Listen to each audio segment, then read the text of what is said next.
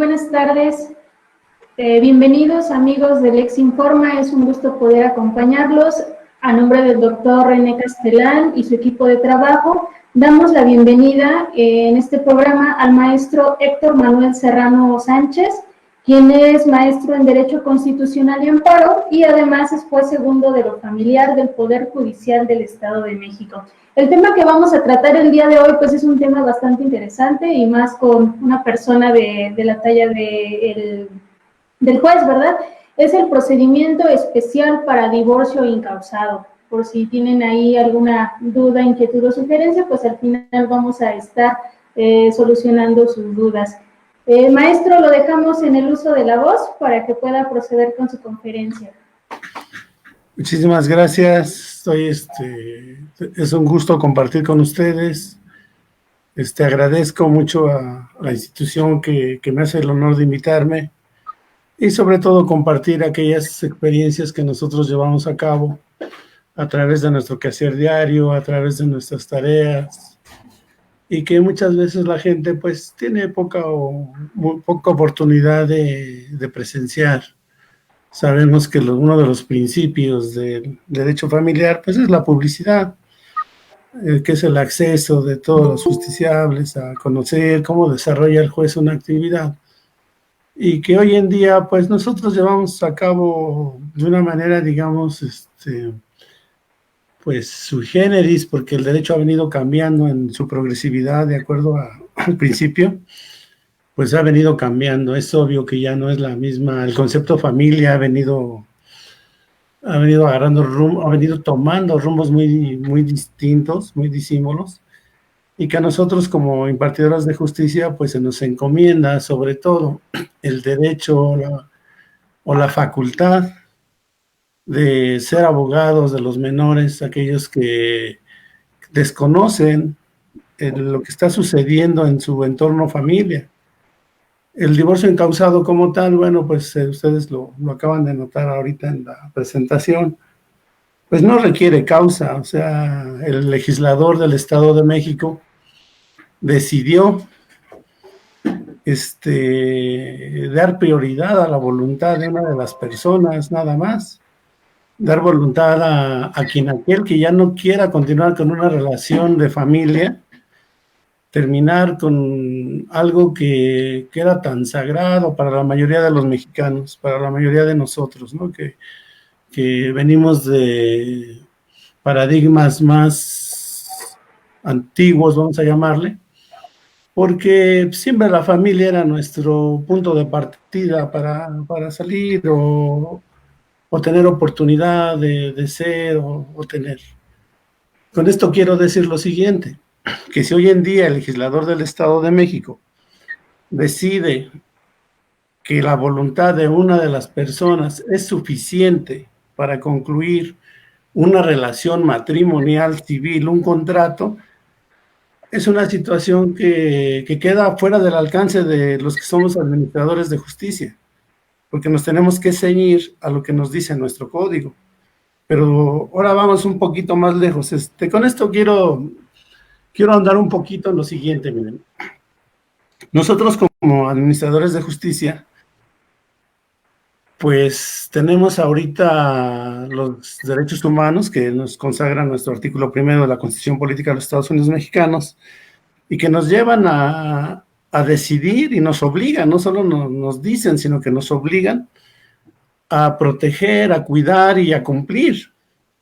Pero si nosotros, desde nuestra punto tarea, ya en la práctica, tenemos que decidir sobre una guarda y custodia, sobre una cuestión alimentaria, sobre una cuestión de convivencia, aquí las cosas ya empiezan a tomar diversos rumbos.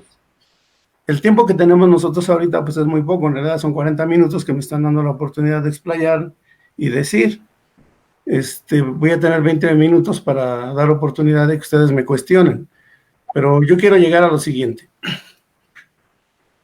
El divorcio incausado como tal nos da la oportunidad de dar a una de las partes una propuesta de convenio. esa propuesta de convenio, obvio, quien solicita la disolución del vínculo matrimonial, pues va a decirle a su todavía cónyuge en ese momento cómo pretende cumplir con la cuestión familia. Entonces tenemos que entender una cosa, a ver, ¿qué va a suceder con el juez cuando le da 3 días a uno de los, hasta este punto se llama citados? Lo vamos a citar y le vamos a decir, a ver, mira, dice el señor Juanito Pérez que ya no quiere continuar con el matrimonio, pero te está poniendo que las obligaciones que derivaron de ese matrimonio van a quedar de la forma siguiente. Y así la guarda y custodia, pues le puede quedar a él, o se la dejo a ella, o le voy a dar alimentos, o no se los doy, y entonces el juez tendrá que decirle a uno de ellos, al citado. En ese momento nomás le vamos a llamar citado, y le vamos a decir, a ver, mira, te están diciendo esto, ¿tú qué opinas?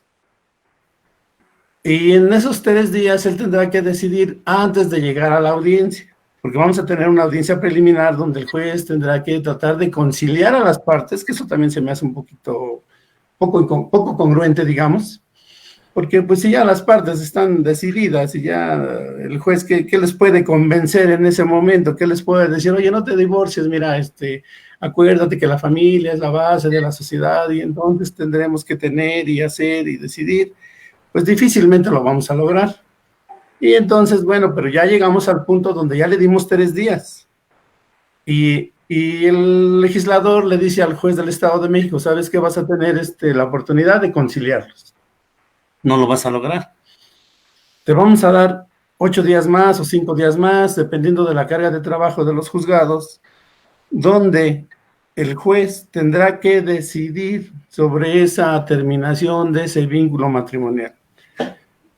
Vamos a llamar el punto aquí, el punto de atención que nos va a llevar, pues es que la decisión del juez ya no es recurrible. ¿Será? Es una pregunta que todos nos hacemos, ¿no? O sea, pues si yo no me quiero divorciar, ¿por qué el legislador me está diciendo que ya no tengo recurso? Entonces, ¿ahora qué tengo que hacer? O sea, ¿ya se acabó? ¿Ya se decidió? ¿El juez lo decidió? Ah, bueno, ok. Vamos a pensar que así fuera. Sabemos que no, porque sabemos que tenemos el amparo. Tenemos el juicio de amparo donde desde luego tendrán que recurrir a esa situación del juez, que finalmente entonces no era como decían, que es irrecurrible, pues no. Pero bueno, vamos a pensar que el juez tiene que decidir en ese momento sobre una guarda y custodia. Que además, aquí el legislador vuelve a incurrir, desde mi punto de vista, obvio, estoy hablando desde el punto de vista del juez. ¿Cómo el juez tiene que decidir en ese momento sobre medidas cautelares que van directamente y atañen a los menores o a las personas procreadas entre las partes? Pues si el juez tiene que tomar esa decisión, ¿qué no era preferible que primero el legislador hubiera tomado en consideración los derechos de los menores y no a la inversa? ¿No era mejor primero asegurar a los menores y decirles, bueno, si te quieres divorciar no va a pasar nada, mira, primero asegúrame los alimentos de los menores, asegúrame la guardia y custodia y después te divorcias cuando quieras? Pero sin embargo no lo hizo así. Y entonces los que impartimos justicia nos vemos en una problemática en donde de momento el abogado litigante dice, espérame, señor juez, yo nomás te estoy pidiendo el divorcio sin causa, no te estoy pidiendo que te metas en cosas que no. Ah, pero el 5.1 del Código de Procedimientos Civiles me dice que yo tengo que resolver sobre cuestiones de menores, y me voy a legislaciones y me voy a tratados internacionales. Entonces, ¿dónde quedó el procedimiento que lo hicieron ver tan fácil, ¿no? Que el legislador lo hizo ver tan fácil, que lo hizo ver tan sencillo, que dijo, pues es la voluntad de uno de ellos y no podemos obligar tampoco a que alguien permanezca casado con alguien que no quiere. Entonces, desde ahí como que ya empiezan a surgir ciertas problemáticas que al impartidor de justicia lo ponen en entredicho porque dicen, a ver, espérame, si yo como juez le empiezo a poner obstáculos a quien solicita un divorcio incausado y le digo, no, espérame. No te voy a señalar la segunda audiencia hasta que no me garantices los alimentos, hasta que no me cumplas con la guardia y custodia, hasta que no me cumplas con el derecho de los menores a una convivencia. Pues ya se rompió el esquema, ya estamos mal. ¿Por qué? Porque el objeto era uno, terminar con un contrato matrimonial civil. Y que todavía se va más, porque luego todavía por ahí el legislador como que quiso enmendar y dijo, bueno, pero en situaciones de sociedad conyugal, pues vamos a dejarlo abierto, ya que la liquiden.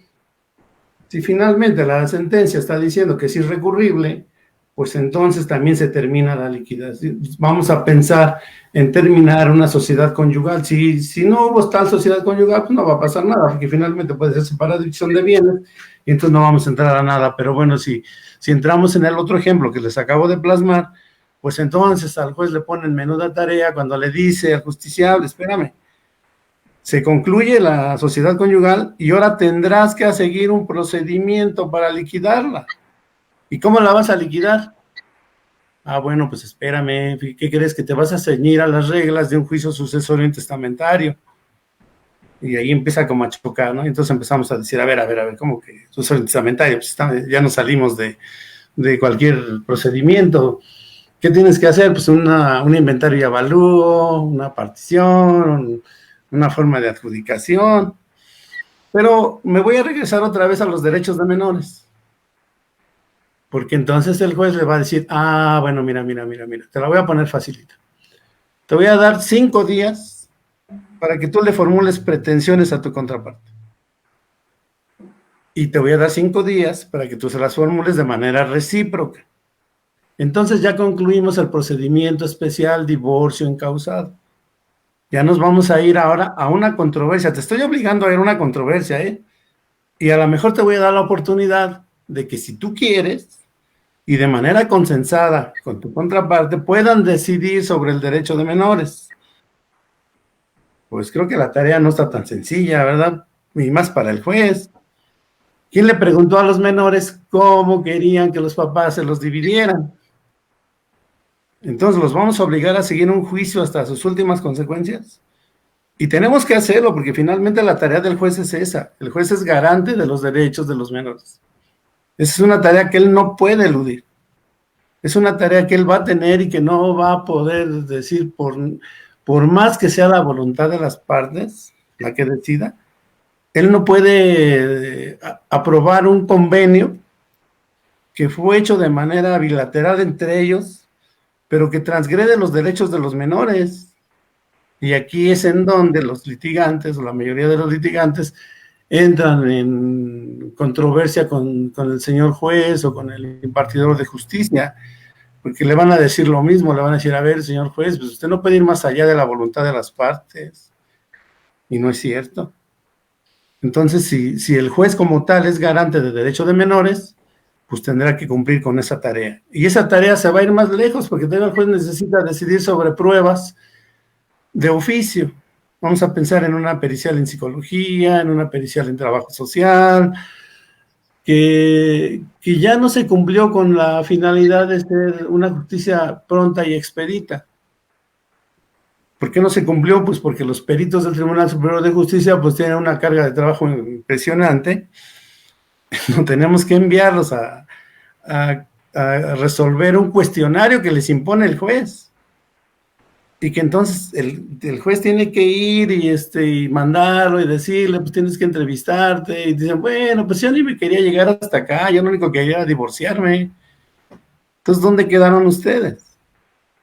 Creo que desde este punto de vista es bonito bueno, no me refiero a bonito en la cuestión práctica, me refiero que es una forma de que el impartidor de justicia se queda corto a veces y impone cargas a los justiciables o a los que se dedican a llevar a cabo procedimientos como abogados, litigantes y demás, y que dicen, pues no, es que está mal, juez, o sea, nosotros no queríamos llegar hasta donde tú estás mandando. Pues entonces me regreso al 5.1, el juez tendrá que garantizar, ver, proteger, cuidar y ver, y me voy al artículo 1 de la Constitución Política y entonces no salgo. termino por hacer un procedimiento tedioso, largo, desgastante para las partes. Considero que aquí la cuestión es tan factible como que el legislador tenía que haber previsto en primer lugar los derechos de los menores y no la voluntad del que aquel que quería disolver un vínculo matrimonial civil. Entonces, pues hasta aquí yo puedo decirles que el juzgador a veces entramos en terrenos que van más lejos de aquellas facultades que la misma ley nos da, y que ustedes, que las personas que se dedican o hacen el quehacer diario de llevar a cabo procedimientos familiares, pues se quedan y dicen, es que nosotros no queríamos que usted decidiera hasta dónde usted está llegando. Aquí yo creo que la cuestión es muy simple, es muy sencilla. En nuestro procedimiento, si nosotros estamos dando vista por el término de 3 días con una propuesta de convenio, pues yo no le hallo ningún sentido, porque finalmente el juez no va a decidir sobre eso. ¿Qué utilidad tiene que el juez le dé una vista de 3 días a una de las partes para que se manifieste sobre lo que le está proponiendo una de las partes, si finalmente él tendrá que decidir sobre una guarda y custodia, sobre unas cuestiones alimentarias, sobre una convivencia? Más lejos. Hemos tenido asuntos ya puntuales, vamos a llamarle, donde una de las partes está privada de su libertad. ¿Y tú le das 3 días? Ya, ¿como para qué? Primero, pues tendríamos que ver que él estuviera representado, ¿no? Que él tuviera la oportunidad de nombrar un apoderado, un mandatario judicial. Y normalmente no sucede porque dicen, bueno, mira, te hago de tu conocimiento que el señor Pedrito López está recluido en el Centro Preventivo de la Adopción Social de Nezahualcóyotl. Dale vista. ¿Y como para qué? O sea, ¿cuándo él va a poder tomar una decisión? ¿Cuándo él se va a poder pronunciar?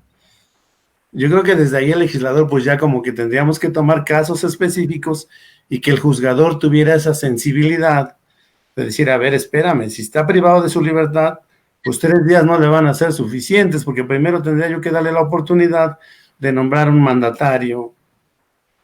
Si no, ¿cómo lo va a hacer? Y la otra, cuando el juzgador decide dar un régimen de convivencia con menores, hijos de una de las partes, en donde dice que, vuelvo a la misma hipótesis, que está recluido en un centro de prevención, ¿será factible que el menor pueda entrar a un centro de prevención y convivir con su padre?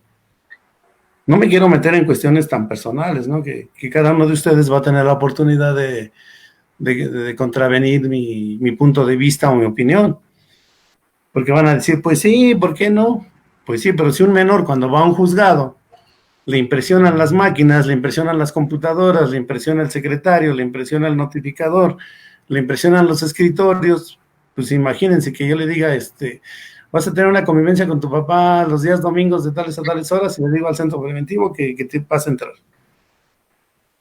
Entonces ahí es donde chocan muchas situaciones que creo que el legislador no alcanzó a prever en nuestro procedimiento. Ahora, me quedo con eso. Esas son cuestiones que yo he advertido a través de la práctica. Son cuestiones que yo he vivido y que he tenido que decidir y que he tenido que resolver. Pero ahora vamos a pensar en matrimonios igualitarios. ¿Qué haríamos? ¿Qué vamos a hacer con aquella demanda que ustedes llegan y le dicen, señor juez, ¿sabes qué? Venimos a demandar el divorcio porque se casaron en la Ciudad de México, pero viven en Ecatepec, en Nezahualcóyotl, en Tlalnepantla. Y el juez dice, pues es que mi legislación no habla de matrimonios igualitarios. Todavía, hoy en día todavía no tenemos esa situación. Hoy en día todavía no estamos regulados en eso. Y entonces le prevengo o desecho incluso, ya hemos llegado al grado, yo creo que no lo admites, bajo el argumento de que no está en tu legislación. ¿Qué tendríamos que hacer? Y hablo de otras cosas, ¿no? Estamos hablando de otro concepto familia. ¿Qué quiere decir? Que el derecho se ha ido más no sé si decir progresivo, no sé si decir que a lo mejor los que estamos ahorita en la mano de una sociedad que ha venido avanzando. ¿Qué haríamos con la guardia y custodia en un matrimonio igualitario? Todavía son tareas que nosotros hemos venido sufriendo y hemos venido caminando. No quiere decir que no sepamos cómo decidirlo, también. Ojo, yo no estoy diciendo que yo no sepa cómo actuar. Tengo que dar una respuesta, ¿por qué? Porque la ley me lo impone, porque la ley me obliga, porque la ley me dice, tú no te puedes pasar por alto que tengas que decidir y no puedes tener tus choques, ¿no? Tus traumas, tus complejos, tus situaciones tan familiares que no aceptes un matrimonio igualitario, por ejemplo. No, pues al contrario, tenemos que aceptarlo y tenemos que tomarlo en consideración. Entonces, de ahí el por qué el tema de divorcio encausado nos causa tanta tarea todavía. O sea, se ve sencillo, ¿no? Es muy rápido para el litigante cuando le dicen, yo me quiero divorciar. Ah, sí, no te preocupes. Y incluso hemos llegado a advertir, los que pues andamos en el diario, letreros que dicen, matrimonios encausados, 3,800, o 2,000 pesos, o 3,000 pesos. ¿Así tan fácil? ¿Así tan sencillo resulta? Pues no, yo creo que no. O sea, yo creo que bajo la situación que ustedes ahorita me puedan decir, pues no es tan así de cobrar 2,000 o 3,000 pesos por resolver una situación de una relación civil, de una relación que era concepto familia, de una relación que la sociedad siempre se ha preocupado porque la familia sea el eje, o sea, la manera de fundar esa situación. Ya vuelvo a reiterar, ¿no? No me quiero meter en cuestiones igualitarias, pero pues son tan vigentes que ya no podemos decir lo contrario. De ahí el por qué, bueno, pues para nosotros es reiterar y prevenir y decir y poner y hacer en cuestiones que luego los mismos usuarios del derecho, los mismos mecanismos que nos dan, nos dicen, pues es que no, señor juez, tú te estás metiendo en cuestiones que no te corresponden, porque tu tarea principal, el legislador dijo que tu tarea principal es disolver un vínculo matrimonial civil sin mayor problema. ¿Será cierto? Pues ahí surgen muchas cuestiones. Invito a mis compañeros que me están escuchando, creo que es más factible que yo les pueda resolver ahorita situaciones más prácticas y si las dudas que ustedes tengan, pues con gusto. Gracias, maestro. Pues sí, tenemos felicitaciones. Desde Tlaxcala nos saluda Isabel Cajica Zárate y pues ella le manda saludos. También tenemos a Graciela Sajir y le dice, buenas noches, excelente tema y ponente. Saludos desde Oaxaca. Nos preguntan que dentro del divorcio incausado, que es justamente lo que usted ya está comentando, nos dicen que cuánto es el tiempo aproximado que duraría un procedimiento de estos y cuál es el proceso que tiene que llevar el divorcio incausado. En el Estado de México nada más tenemos, y el legislador lo previó y lo hizo de una manera pronta y expedita, porque nada más nos da la oportunidad de que una vez admitido demos una vista de 3 días, como lo señalé con antelación, para que uno de ellos se pronuncie sobre ese convenio, sobre aquello que aquel está proponiendo, cómo queremos que queden las cosas. Ahora, si nos vamos a las audiencias, pues tendríamos que terminarlo en 25 días, no nos da más. Que las cargas de trabajo nos dicen que no es cierto, que dicen, no, espérate, nosotros hemos ido a presentar una demanda de divorcio causado y creo que la terminan en 3 meses, pues no es la generalidad, ¿no? Habría que ver al juzgador y además también el litigante tiene mucho que ver en esto, ¿no? Porque el litigante pues tendría que hacer valer ese derecho y decir, espérate, señor juez, si me estás diciendo que 15 días y la ley te da 8 o te da 15, pues, ¿por qué te va a decir 2, 3 meses, ¿no? Bajo el argumento de que ahorita con la pandemia, pues se desfasaron los términos, pero si le echamos la culpa a la pandemia, si le echamos la culpa a las cargas procesales, a veces un procedimiento que debe concluir en 30 días va terminando a 3 meses o a 4, y que, contestando a la pregunta que se me formula, Recordemos que el procedimiento de divorcio encausado es especial y nada más lleva un solo objetivo: disolver el vínculo matrimonial civil. Que ya después los jueces hemos tomado tareas muy, vamos a llamarle muy particulares, donde empezamos a obligar a alimentos, empezamos a obligar a otro tipo de situaciones. Pues no, porque la ley nos está dando el que se les otorguen los 5 días a cada uno para que se formulen pretensiones, cierto, sin olvidar que debemos proteger el interés superior del menor, y que entonces el interés superior del menor pues nos va a llevar a resolver sobre alimentos, sobre convivencias, que finalmente van a ser motivo de una controversia que esa sí ya se va a prolongar, porque lo que yo decía hace un rato, de los peritos en materia de trabajo social, de los peritos en materia de psicología, ahí nos van a desfasar un procedimiento que nos va a llevar hasta un año o más. Desgraciada o afortunadamente, miren, yo creo que la mayoría de las personas que me escuchan pues no van a dejar mentir, van a decir, pues no es cierto, porque nosotros hemos visto que una controversia dura más de un año, y siempre le echamos la culpa que no hubo perito, que el perito no tuvo el tiempo. Ahora, si vamos a atender, por ejemplo, a la opinión del menor, que esa es tarea del juzgador, esa no la podemos tampoco dejar por fuera, ¿eh? El juzgador tiene una obligación que es primordial y que a veces llegamos a eludir. Desde el inicio, cuando yo voy a dar una guarda y custodia, yo tengo que escuchar al menor y saber cuál es la condición en la que se encuentra, porque entonces, ¿qué efecto va a tener que decidan sus padres si yo ni siquiera tuve la oportunidad de escucharle? Si cuando nos dicen, es que la niña de 12 años se queda con la mamá y el niño de 11 se le queda al papá.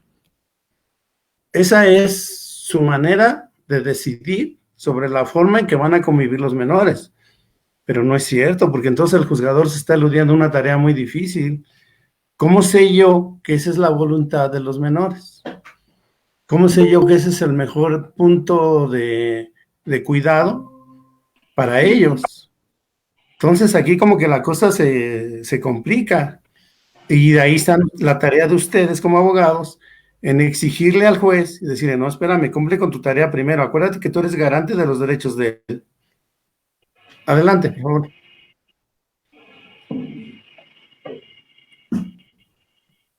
Así es, nos dice Rosy Herbas, ¿qué pasa si en las audiencias, permítame tantito, ¿por qué no me deja? Ahí está. Nos dice, ¿qué pasa si en la audiencia no se presenta el demandado? ¿Cómo se resuelve el convenio? Y sobre todo lo de la pensión alimenticia, ¿cómo se hace ejecutable dicho convenio? No.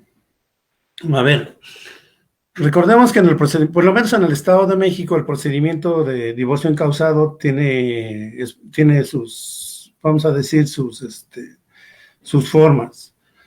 Si no se presenta quien lo solicita, pues es obvio que ya no hay voluntad de divorciarse y entonces da por concluido. Ahora, si no se presenta el citado, el procedimiento sigue su curso. Aquí el juez, desde el momento en que quien solicita el divorcio le da una pauta o le da un parámetro de estilo de vida de los menores, el juez ya tomó decisiones que reitero, a veces no comparto, porque si estamos diciendo que es divorcio encausado, es divorcio encausado, y entonces ya tendríamos que ver la cuestión alimentaria más adelante.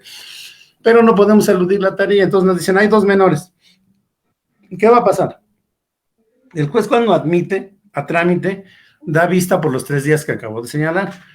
Es obvio que si la cuestión se fue en rebeldía, pues no va a contestar, no van a decir nada, pero también voy a la otra. Ya cuando llegamos a la segunda audiencia, tenemos que señalar una segunda fecha de audiencia, y ahí el juez va a resolver lo relativo al divorcio y va a decir que se da por terminado y concluye esa relación de matrimonio civil, pero no puede dejar de tomar en consideración las medidas cautelares con relación a los menores. A la pregunta que me dicen, si yo tengo una forma como juzgador de saber que el deudor alimentario tiene una fuente de trabajo fija, desde el inicio voy a tener que fijar un porcentaje. Voy a fijar Pues se dice, la verdad también no sé de dónde partimos a veces porque creo que no es la medida, es el decir que el 15, el 30, el 20%.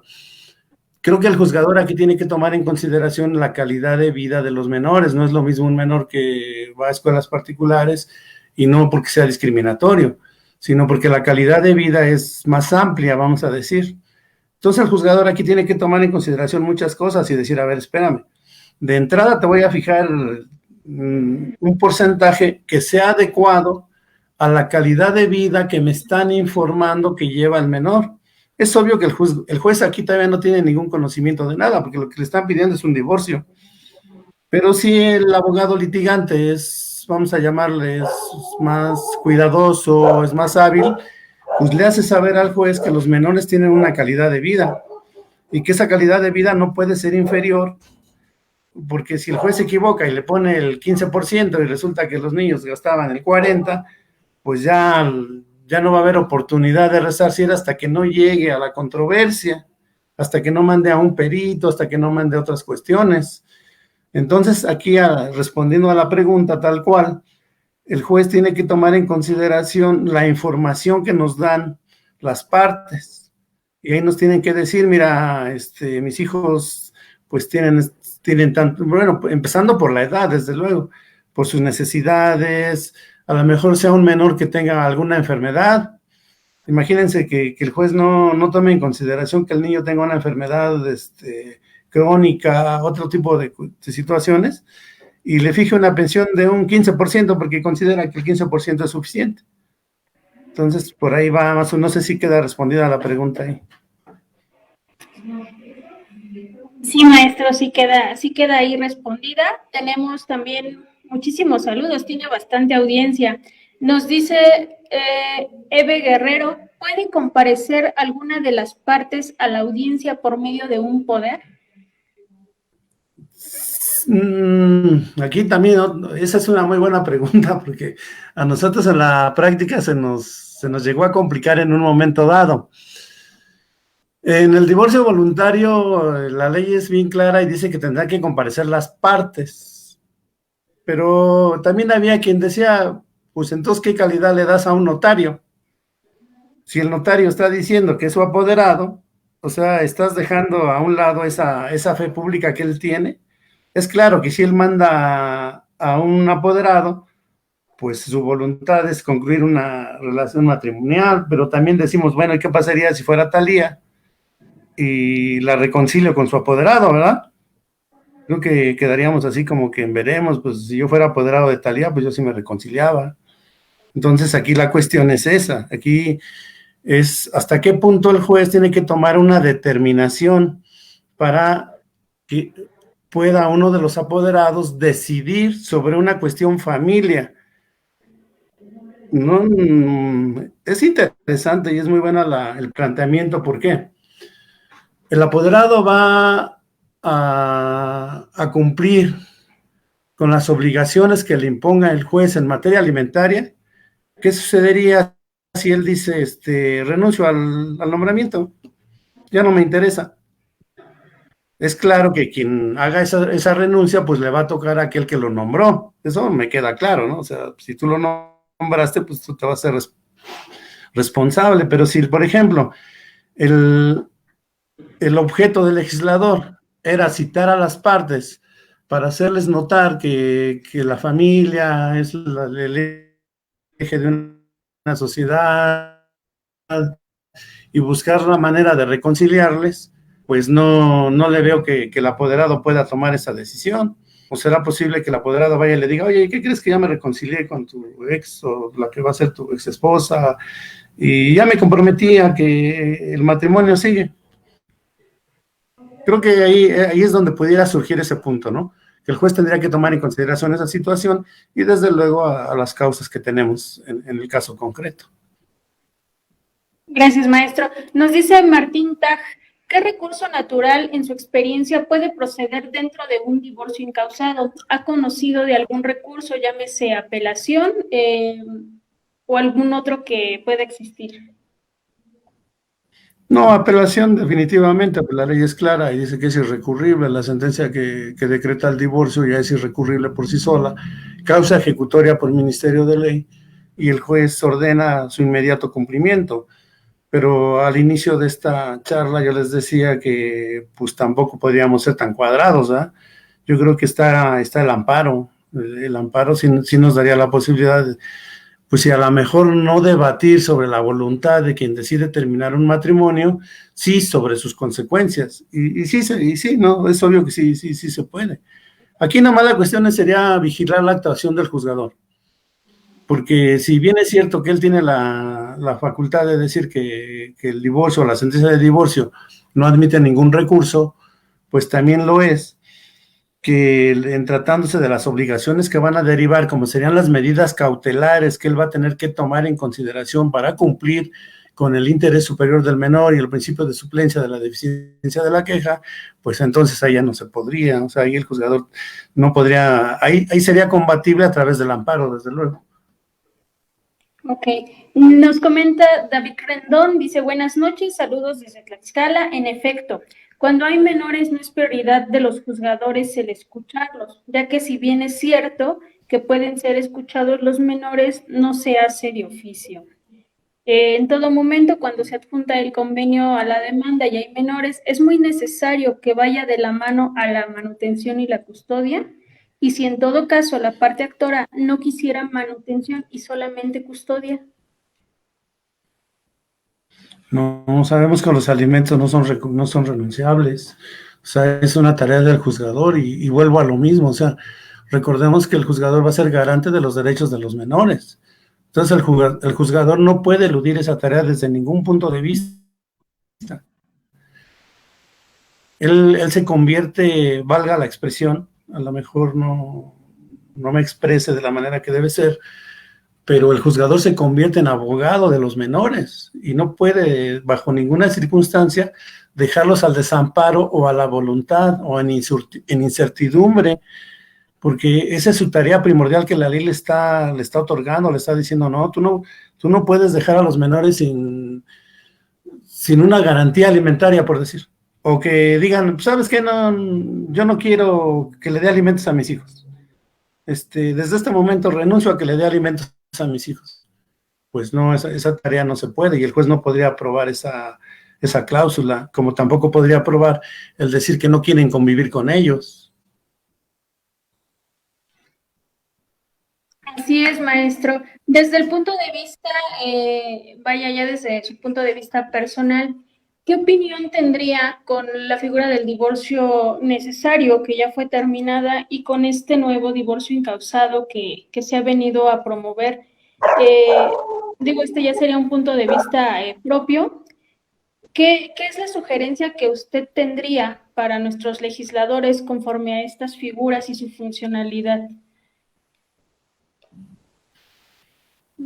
Bueno, desde nuestra tarea de impartidores de justicia, pues es claro que el divorcio necesario, pues ya en la mayoría de las legislaciones de los estados ya no tiene vigencia, ya no tiene aplicabilidad, porque pues recordemos que antes eran, no sé, si mal no recuerdo, hablábamos de 12 o 16 causales de divorcio, cuya finalidad era precisamente el preservar a la familia y obligar a las partes a preservarla por sobre cualquier otra situación. Cuando el legislador decide que es la voluntad de uno de ellos quien deba concluir esa relación de matrimonio, pues está privilegiando esa voluntad y le está dando la oportunidad de decir, pues nadie puede estar obligado a vivir con quien no quiera, ¿no? Eso me queda clarísimo. Pero en el divorcio necesario, pues ya como tal, creo que no sé si la mayoría de las legislaciones del Estado de México ya no la contemplan, porque pues se decidió dar prioridad a esta situación y entonces ya el juzgador único que tiene que cuidar son las medidas cautelares que habrán de prevalecer con posterioridad a esa sentencia que él está dictando. Y vuelvo, ¿no? Hace ratito yo hablaba, creo que es un tema interesante también que ojalá tengamos más oportunidad más adelante. Yo estoy trabajando una tesis sobre matrimonio igualitarios y la adopción.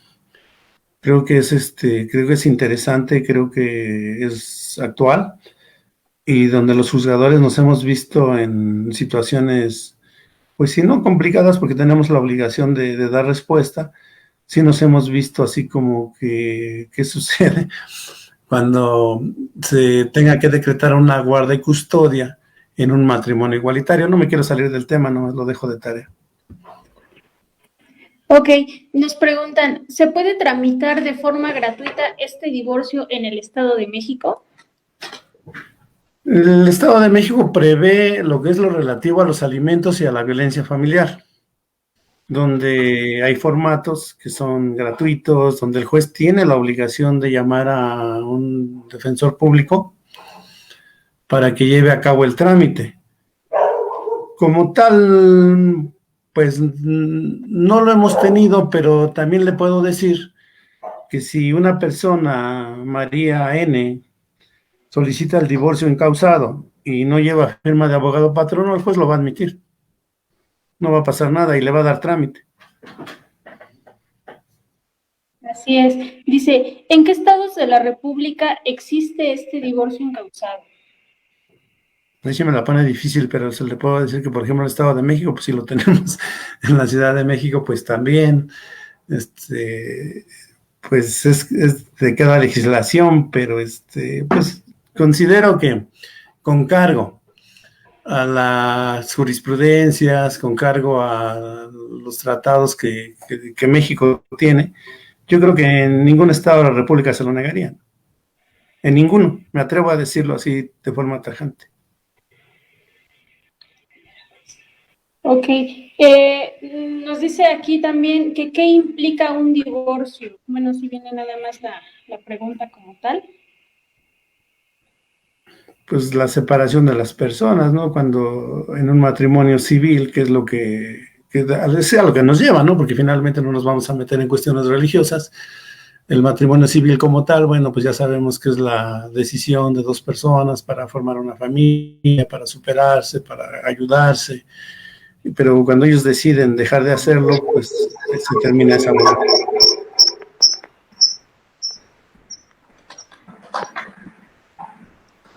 Ok, magistrado. Bueno, pues es que sin duda es un tema bastante importante que pues, podemos ver que la figura de la familia es uno de los aspectos principales, ejes rectores, y yo creo que pues algo que, como usted ha mencionado, ha dejado de prevalecer un poco, ha sido pues una situación que debería de seguir prevaleciendo. No sé si tengamos más preguntas del público. Saludos sí tenemos bastantes, la audiencia ha sido muy favorable, pero en cuestión de dudas que aún nos estén surgiendo, no sé si todavía tengamos algunas por ahí.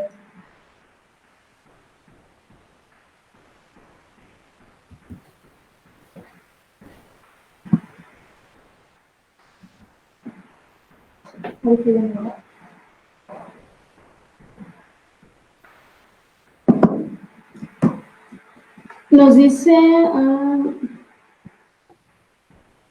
David Rendón, buenas noches, saludos desde Tlaxcala. En efecto, cuando hay menores no es prioridad de los juzgadores el escucharlos, ya que si bien es cierto que pueden ser escuchados los menores, no se hace de oficio. ¿Qué opinión nos tiene sobre esto, maestro? Al contrario, no tengo a la mano la legislación de Tlaxcala, pero esto ni siquiera sería motivo de legislación, sino que ya como un derecho humano del menor, como una cuestión de interés superior o principio de suplencia, todos los juzgadores en el país están obligados a escuchar a los menores, o sea, no tendríamos ningún punto de partida si lo principal que son ellos, no vamos a tener la oportunidad de escucharlos y de saber cuáles son los riesgos que están corriendo o cuál es su forma de pensar. Recordemos que aquí ellos quedan en un estado de indefensión, de incertidumbre, cuando sus padres han dejado de vivir o de cohabitar entre ellos. El juzgador aquí ya no es una cosa del juzgador que si quiere, es una obligación de él escucharlos. Y aquí necesitamos también la ayuda, la más de las veces, creo que eso es muy importante para todos, el solicitar el auxilio de los sistemas de desarrollo integral de la familia, cuando necesitamos de un psicólogo, de alguien que nos ayude a informarle al menor qué es lo que está viviendo. Si el menor desconoce o no sabe por qué sus padres están en una situación de separación, pues necesitamos un especialista en la materia, porque a lo mejor el juez pueda saber o no, pero el juez tiene que solicitar el auxilio de un profesionista de la conducta que le ayude y que le diga cuáles son los parámetros para escucharlo, para darle confianza, para darle seguridad, para que él entienda qué es lo que está pasando en su entorno. Pero ya no es una cuestión que esté a la facultad del juez, es una obligación. Ok, nos dice Rosy Herbas. Luego entonces, al tener que garantizar el derecho de alimentos a los menores, ¿no es necesario que se tenga que solicitar por escrito?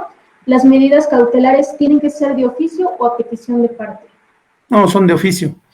El juez no puede esperar a que las partes se lo soliciten. O sea, aquí es una actuación de él que además está cumpliendo con una tarea que la misma ley le encomienda. O sea, no podríamos dejarlo a la petición de las partes. Graciela Sají nos dice, por favor, vuelvan a invitar al maestro para que nos ilustre con otros tipos de divorcio. Maestro, pues, de ahí tiene las peticiones. Ya sabe que aquí lo quieren de regreso para que vuelva a regalar otra exposición tan magistral como esta. Ahorita parece que ya no hemos tenido más dudas, pero en el caso de que sigan saliendo, pues con todo gusto se les estará aquí pasando la información al maestro para que pues él pueda compartirnos mucho de su valioso conocimiento.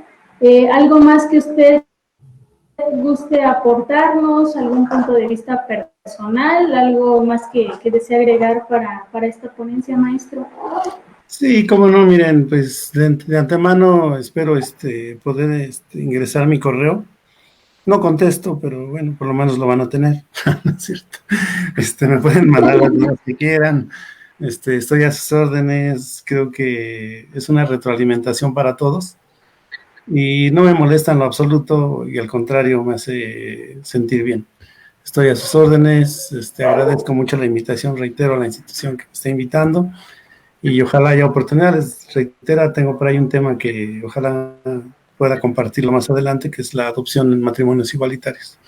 Pero ya lo veremos más adelante. Un tema claro que sí, la adopción pues es uno de los puntos medulares que no se contemplan tan fácil y sería una excelente propuesta, hace muchísima falta desde mi punto de vista personal, créanme que sí es muy necesario, menos algo que pues podamos seguir pasando por alto. Siempre bienvenido, maestro, pues agradecemos muchísimo la participación, la ponencia de hoy, gracias por su tiempo, a todas las personas que nos acompañaron, también muchísimas gracias.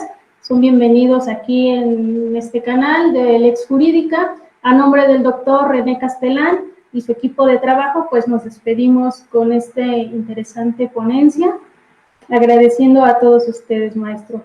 Muy buenas tardes. Muchísimas gracias, a sus órdenes. Gracias.